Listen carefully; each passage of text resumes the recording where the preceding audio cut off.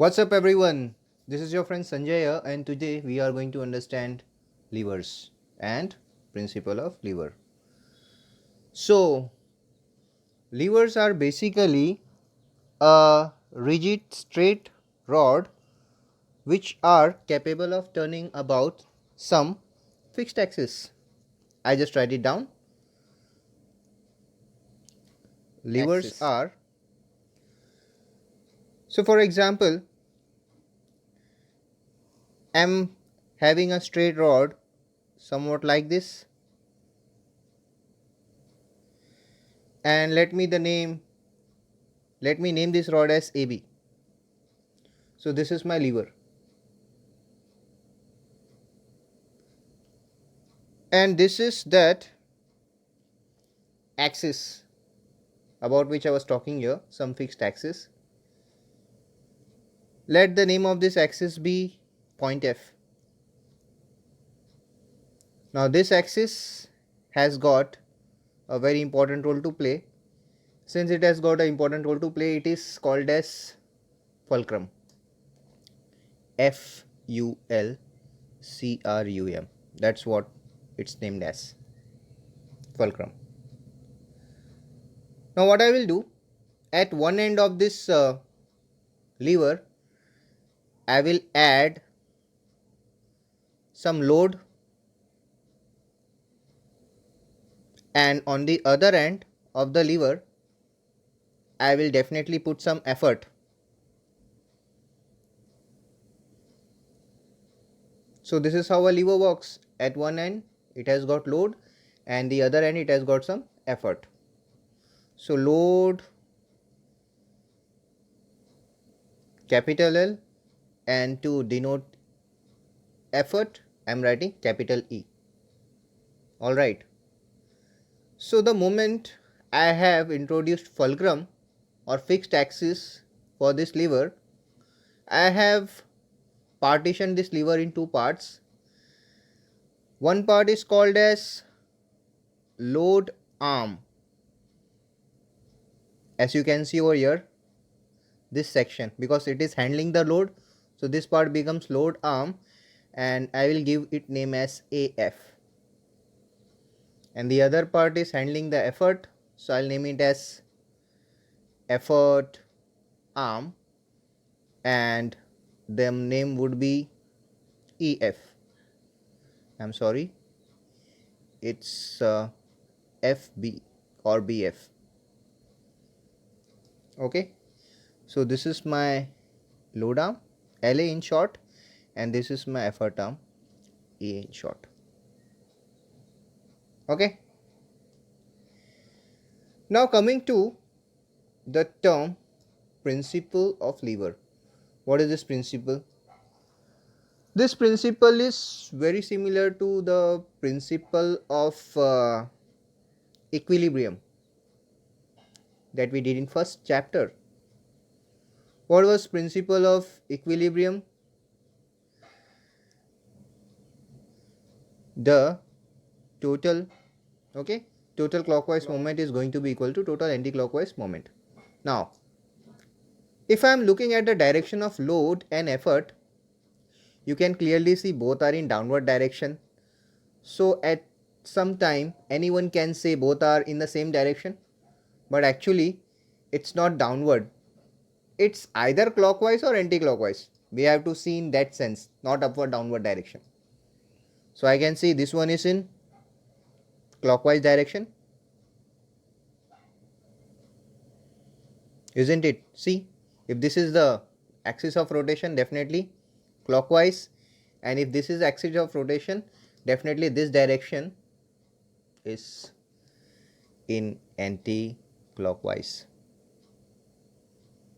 This is clockwise, this is anti-clockwise direction. Okay, so total clockwise moment, definition of moment is force into perpendicular distance, and here also it's force into perpendicular distance. So we'll write the force which is in clockwise direction. Already told you clockwise direction, the force acting is effort, so it is effort times perpendicular distance, so that is nothing but your effort arm. EA. As you can see from the axis of rotation, this distance is the perpendicular distance, okay, and that has to be equals to total anticlockwise moment.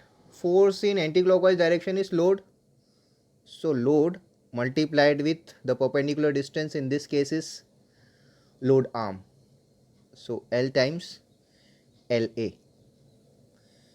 Manipulating this, I will write therefore load upon effort is equals to effort arm upon load arm, isn't it? That is effort arm upon load arm, and by definition this particular term ratio of L and E is nothing but your any guess? It is called as mechanical advantage. Mechanical advantage. I will tell you the significance later, don't worry. So, as per our conclusion, mechanical advantage is nothing but effort arm upon load arm.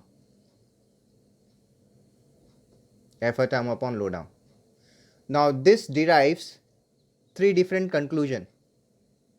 Let us see what is that conclusion. The first conclusion is, if your effort arm is equals to load arm, your mechanical advantage is 1 then, because EA equals to LA, both will get cancelled and mechanical advantage will be 1. Then what will happen? Then your so-called lever will just act as something which changes the direction of your effort. I mean, it is neither a force multiplier or a speed multiplier. It will just act as something which will change the direction of effort. The lever will change the direction of effort.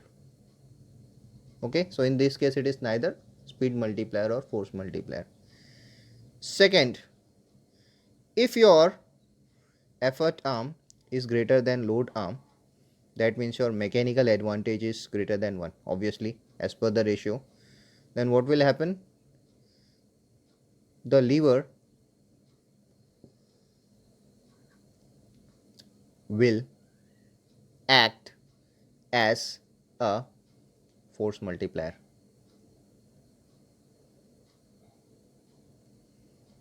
Force multiplier means something which can overcome large force at an application of a very small force.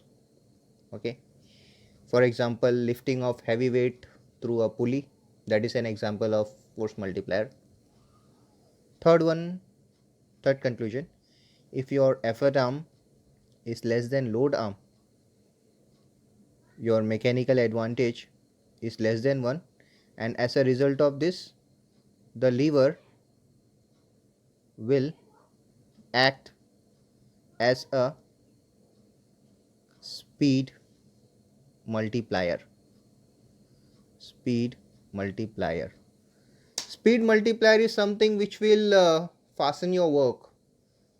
Okay, it will make your work process very fast. For example, a scissor,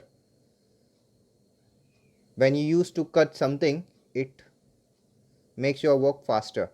So that scissor is a machine which is a speed multiplier. So that's all for lever and principle of lever. This particular part was principle of lever, or